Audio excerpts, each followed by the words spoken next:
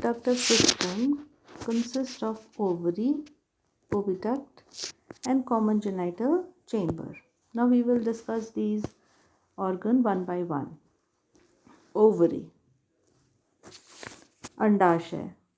Ovary is single, which extends from the third segment to sixth segment of pre-abdomen and lies embedded in hepatopancreas. It consists of three longitudinal hollow tubule called median and two lateral ovarioles, which are interconnected by four narrow transverse tubules as to form three pair of squares,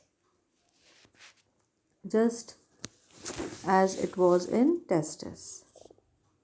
The ovariole and their cross branches are lined by germinal epithelium, the cells of which forms ova. The mature ova project into the hollow bud-like process on the surface called the diverticula or the follicle. The embryos start development inside the follicle, as a result of which each follicle forms an elongated structure called uterus.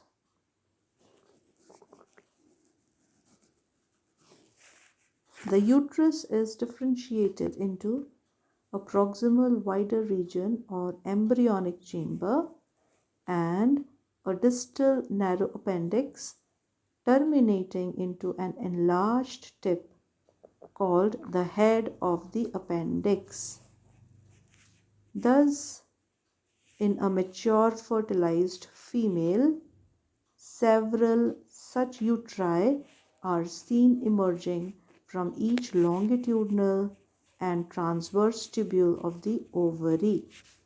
The shape of the follicle varies in different species of scorpion, and the size depends upon the size of developing embryo.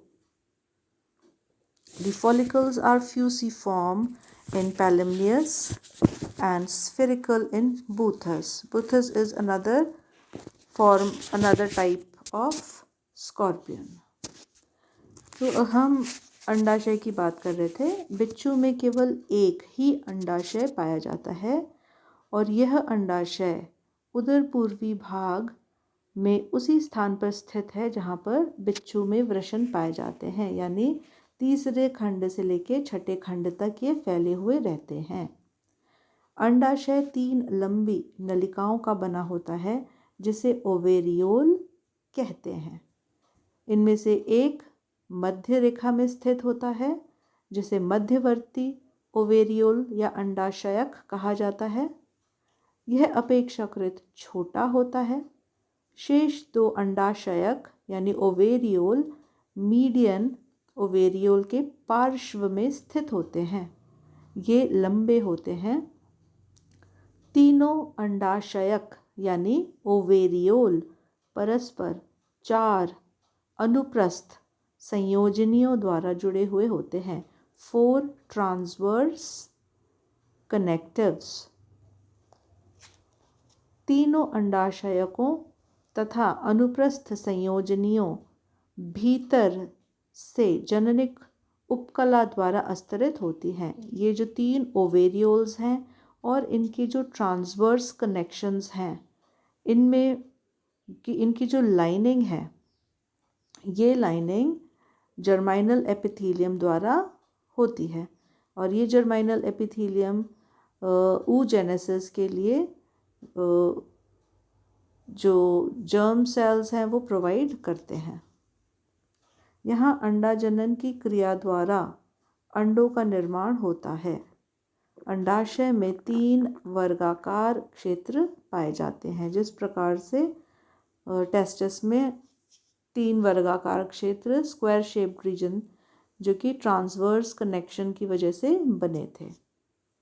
पुट्टिकाएं यानी follicles ओवेरियोल तथा अनुप्रस्थ संयोजनियों से कई खोखली संरचनाएं या diverticulum अंध प्रवर्ध निकलते हैं जिन्हें फॉलिकल कहते हैं।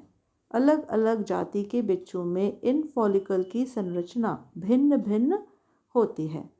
पैलिम्नियस में प्रत्येक फॉलिकल यानी पुट्टिका 2 भाग की बनी होती है।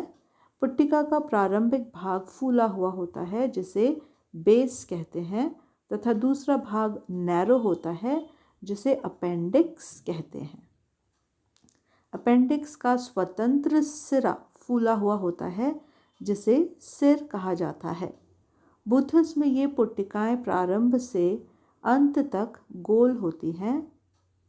बिच्छू एक शिशु प्रजक प्राणी है यानी it is a viviparous animal. अतः इसके भ्रूण का विकास इन्हीं पुट्टिकाओं यानी फॉलिकल में होता है। इन पुट्टिकाओं की तुलना अन्य प्राणियों के गर्भाशय से की जा सकती है यानी these follicles could be compared with the uterus of other animals. Second important structure is the oviduct यानी कि अंडवाहिनियाँ। अंडाशय